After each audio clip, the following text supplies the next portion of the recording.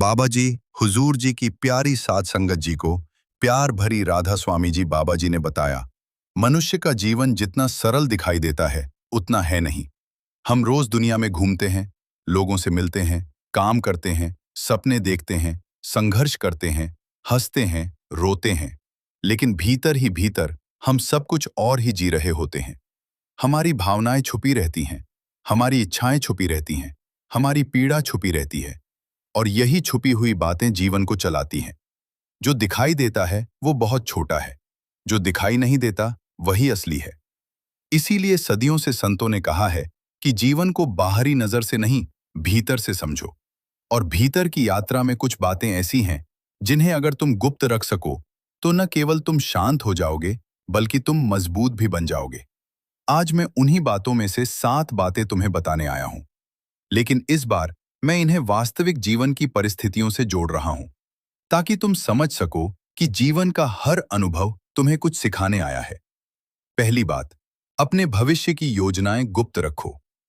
मनुष्य सबसे बड़ी गलती यही करता है कि वो अपने हर सपने को, हर योजना को, हर लक्ष्य को सारी दुनिया में खोल देता है, और फिर वो सोचता है कि ये सपने पूरे क्यों नहीं होते। याद रखना, ऊर्जा का एक नियम है। जैसे ही तुम अपनी योजना किसी को बताते हो, तुम्हारी ऊर्जा बिखर जाती है, तुम्हारे संकल्प की शक्ति कम हो जाती है। अगर तुमने देखा हो, किसान बीज बोकर सबसे पहले क्या करता है? वो बीज को मिट्टी की अंधेरी गोद में छुपा देता है, क्योंकि अगर बीज को धूप में रख दोगे तो वो मर जाएगा। और यही बात जीवन के सपनों पर भी लागू होती है। सपनों को अंकुरित होने के लिए अंधेरा चाहिए, शांति चाहिए, गुप्तता चाहिए।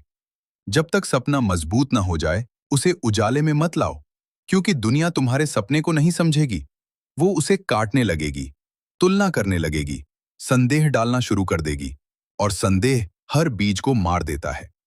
दूसरी बात, अपने परिवार की समस्याओं को गुप्त रखो।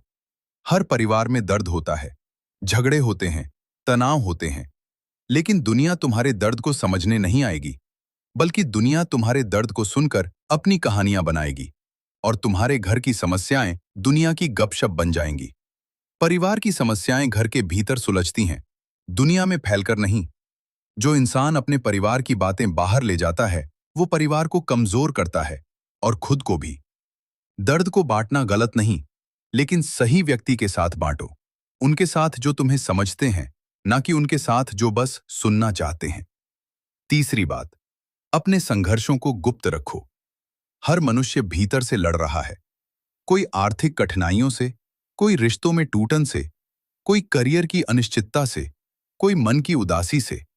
लेकिन तुम अगर दुनिया को बताओगे तो 2 बातों में से एक घटेगी।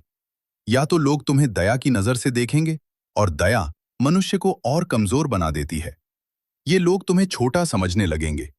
संघर्ष वही है जो तुम अकेले लड़ो, क्योंकि संघर्ष ही वह अग्नि है जिसमें मनुष्य का असली सोना तप कर निकलता है। अगर तुम हर संघर्ष दुनिया को सुना दोगे तो उस अग्नि की गर्मी खत्म हो जाएगी, और तुम भीतर मजबूत नहीं हो पाओगे। चौथी बात, अपनी आय और धन को गुप्त रखो। धन एक बड़ी शक्ति है, लेकिन यह शक्ति उतनी ही खतरनाक भी है जितनी सुंदर। अगर तुम अपनी कमाई, अपनी संपत्ति, अपनी आर्थिक स्थिति हर किसी को बता दोगे, तो तुम अनजाने में अपने लिए ईर्ष्या, द्वेष और नकारात्मकता पैदा कर दोगे। दुनिया धन से मोहित है, पर साथ ही धन से जली भी हुई है। लोगों की तुलना, लोगों की जलन, लोगों का स्वार्थ, सब सबसे पहले धन के कारण ही उठता है। जो व्यक्ति अपने धन को गुप्त रखता है, वही शांत रहता है, वही सुरक्षित रहता है, वही स्वतंत्र रहता है। पांचवी बात, अपने प्रेम संबंधों को गुप्त रखो। प्रेम दुनिया की सबसे पवित्र ऊर्जा है, लेकिन जैसे ही तुम इसे दुनिया को दिखाने लगते हो, वो खो जाती है, क्योंकि लोग इसे समझते नहीं। लोग इसे तोलते हैं, जज करते हैं, मतलब निकालते हैं। जब 2 आत्माएं प्रेम में होती हैं, तो वह नृत्य केवल वे दोनों ही समझ सकती हैं, दुनिया नहीं। और जब तुम उस नृत्य को दुनिया को दिखाने लगते हो, तो दुनिया उस नृत्य को तोड़ने लगती है। प्रेम मौन है, प्रेम छिपा हुआ फूल है, जिसे सिर्फ 2 लोग ही देख सकते हैं। बाकी दुनिया केवल उसका रंग बिखेर देती है। छठवीं बात, अपनी आध्यात्मिक प्रगति को गुप्त रखो। जब मनुष्य ध्यान करता है, जागता है, भीतर से हल्का होता है, जीवन को बदलता है, तो उसकी सबसे बड़ी भूल यही होती है कि वह इस प्रगति को, इस अनुभव को, इस जागृति को फौरन दूसरों को बताने लगता है। इससे क्या होता है? उसकी आध्यात्मिक ऊर्जा टूट जाती है, क्योंकि दूसरे लोग उसकी अनुभूति को अपने तर्कों, अपने संशय और अपनी राय से ढंक देते हैं। ध्यान जो भीतर ही भीतर खिलता है और जब समय आता है तो वो सुगंध अपने आप फैलती है। उसे बताने की जरूरत नहीं, उसे दिखाने की जरूरत नहीं। सातवीं बात, अपने अगले कदम को गुप्त रखो।